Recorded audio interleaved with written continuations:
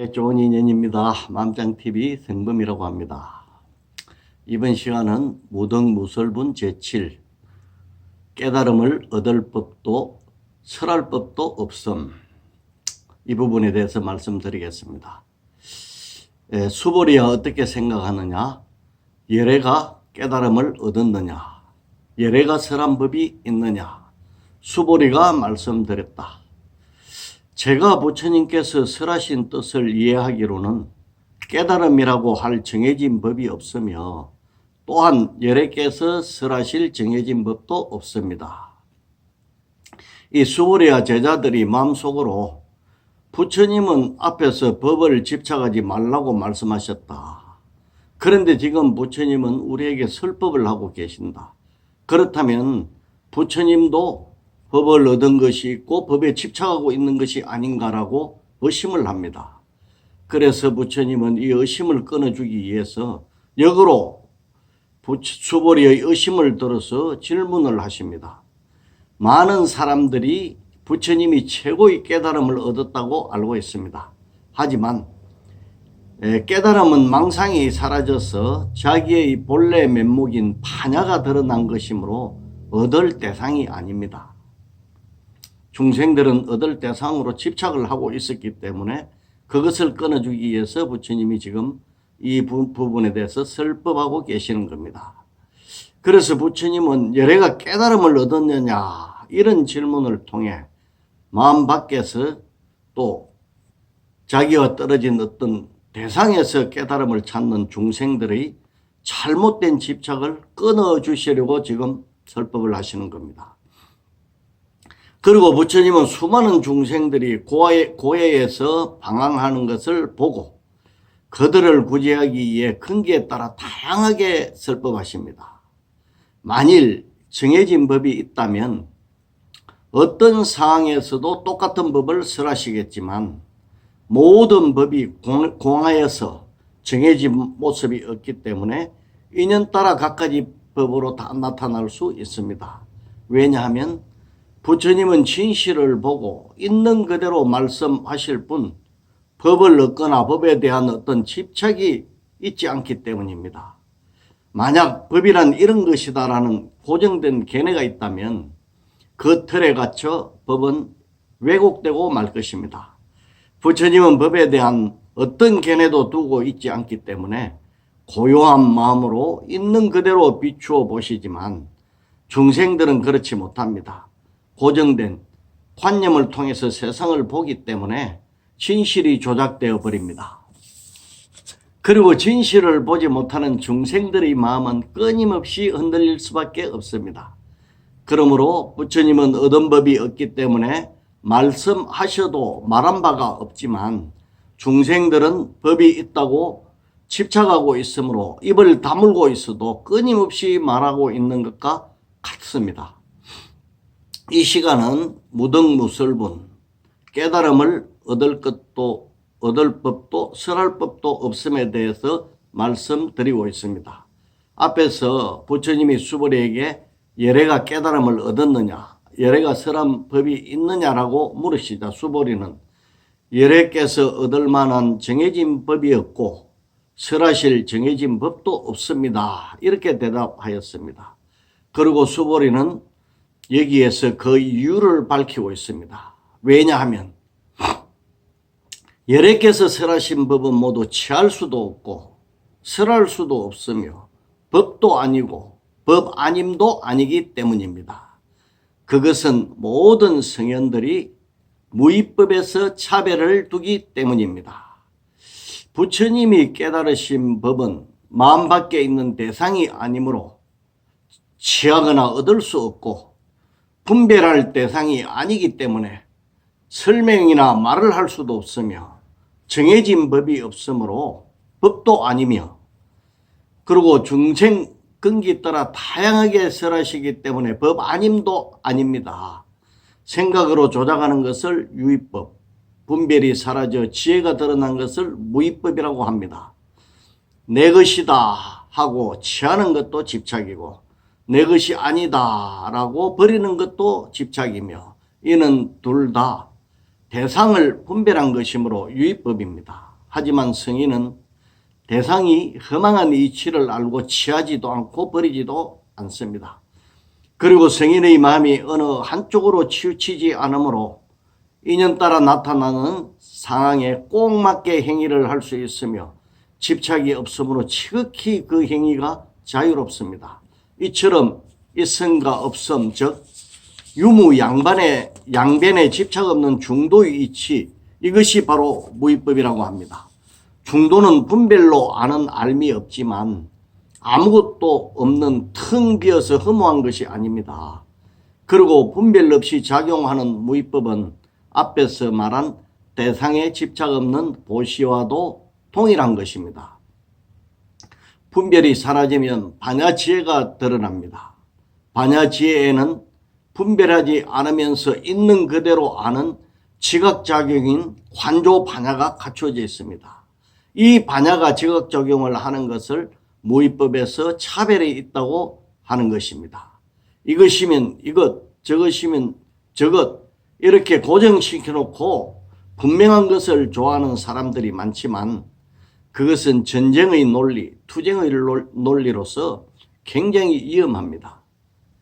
이것을 주장하려면 저것을 부수어야 하고 수많은 걔네들을 하나로 통일시키기 위해서는 자신과 다른 생각들을 강제적으로 눌러야 하기 때문입니다. 하지만 주어진 인연 따라 제각기 다른 걔네가 나올 수 있다는 것을 인정하고 인연 따라 제각기 다른 행위가 나오는 것을 받아들일 때 투쟁을 넘어서서 화합할 수 있습니다. 우리가 일상생활 속에서 욕심을 비우고 평등한 마음으로 어느 한쪽으로 기울어지지 않으면 판단이 정확해지고 일이 잘 진척됩니다. 이것은 무위법에 가까운 것입니다. 또 한 가지 방법을 정해놓고 자기 생각만 고집하는 변화없는 사행에 고집하면은 변화하는 상황에 잘 대처하지를 못합니다. 이것은 유의법이 되지요. 어떤 사람은 무위법을 아무것도 하지 않는 것으로 생각하여 사람이 욕심이 없으면 살 수 없다. 그리고 무위법은 잘못된 것이다. 이렇게 말합니다. 하지만 무위법은 욕심을 버린 것이라고 볼 수 없습니다. 엄밀히 따져보면 집착하지 않는다는 말입니다. 집착이 없다는 말은 욕심을 따르지도 또 버리지도 않는다는 말이 됩니다. 사실 욕심 자체가 허상인 것을 보고 그 욕심을 내니 안 내니 그 둘은 분별을 일으킨 뿐인 것이지 실제 하지 않는 대상에 어떻게 욕심을 내거나 또 버리거나 할 수 있겠습니까? 그래서 버릴 것과 가질 것이 대상의 허망한 이치에서는 성립되지 않습니다. 그래서 무위법으로 사는 성인들도 배고플 때 밥 먹을 줄 알고 추울 때 옷 입을 줄 알고 맛있다고 과식하지도 않으며 춥다고 지을 태우지도 않으면서 지혜롭게 자유스럽게 살아갑니다. 이러한 다양한 변화에 지혜롭게 대처할 수 있는 것은 성인은 있다 없다 이런 대상에 대한 집착이 없기 때문입니다. 그래서 무위법에 차별을 둔 것이라 하고 무위법에 차별을 두기 때문에 성인의 행위가 성립이 가능한 것입니다. 우리가 잘 살펴보면 생각의 의지에서 나타나는 유의법은 무의식 상태이지만 생각에 지배당하지 않는 무의법은 깨어있는 상태임을 알 수 있습니다. 그 예를 들어보겠습니다. 우리가 정신을 차리고 염불할 때는 오직 염불만 할 뿐 망상이 없으므로 산매에 들 수 있습니다. 깨달음의 원인이 되죠. 무의법에 가까운 것입니다. 하지만 염불에 집중하지 못하고 정신이 흐려지면 자신도 모르는 사이에 온갖 망상을 일으키고 혼침에 떨어집니다. 이것을 보면 정신을 차렸을 때는 무위법에 점점 가까워지고 혼미해졌을 때는 유의법에 가까워지는 것을 알 수 있을 것입니다. 생각은 과거를 떠올리거나 미래를 상상하는 습성을 가지고 있기 때문에 현재에 머물지를 못합니다. 하지만 정신을 차리면 생각이 단절되어 순수하게 현재에 머물게 됩니다. 아쉽게도 대부분의 사람들은 정신을 차릴 수 있는 시간이 극히 작기 때문에 깨달지 못하는 것입니다. 그래서 수행은 깨어있음의 시간을 연장하는 것이라고 저는 생각합니다. 계속해서 깨어있는 상태를 삼매에 들었다고 말하며 삼매에 들면 머지않아 깨달을 수 있게 됩니다. 여기에서 과거와 미래는 실제로 존재하지 않는 비현실적인 세계이고 현재만이 우리가 만날 수 있는 세계임을 유추해 볼 수 있습니다. 그래서 유의법은 과거와 미래에 충실할 지배당하는 삶이고, 왜? 유의법은 생각이기 때문에, 생각은 현재에 머물지 못하고 늘 가거나 미래로 가기 때문입니다. 그래서 유의법은 지배당하는 삶이고 무의법은 자유로운 삶입니다. 우리는 현실에 충실할 때 망상에 지배당하지 않고 무한히 발전해 나갈 수 있겠지만 생각에 지배당하면 그 틀에 갇혀 결코 앞으로 나아갈 수 없습니다. 왜냐하면 생각은 현실에 머물지 못하기 때문입니다. 그래서 깨달음의 수행에서는 발전이 없죠. 우리는 현실에 살고 있습니다. 그러므로 진리를 추구하는 수행자는 생각에 지배당해서는 안 되는 것입니다. 이 이치를 거울에 비유해서 말씀드려 보겠습니다. 성인은 분별이 없기 때문에 언제나 고요하면서도 인연이 부딪혀오면 그 대상에 적절하게 대응할 수 있습니다. 이는 마치 텅 빈 거울 앞에 사물이 나타나면 있는 그대로 비추면서도 거울은 사물의 색상이나 모양에 물들지 않는 것과 같습니다. 다시 말하면 청색이 오면 청색을 비추고 둥근 것이 오면 둥근 것이 거울에 나타나고 또 다른 것이 오면 그 모습을 있는 그대로 비추어줍니다. 이는 거울이 앞에 어떤 사물이 지나가도 물들지 않고 늘 청정한 상태를 유지하고 있기 때문입니다. 이것을 일체 현성이 다 무의법에서 차별이 있다라고 하는 것입니다. 만약 거울이 자신이 비추어본 것이 붉은색이고 또 그 색이 거울에 남아있게 되면 만약 다음 시간에 다른 색이 앞에 다가올 때 붉은 색깔과 혼합되어 거울에 나타나는 색상은 변질되어 버릴 것입니다. 이것이 유의법으로 사는 중생들의 마음입니다.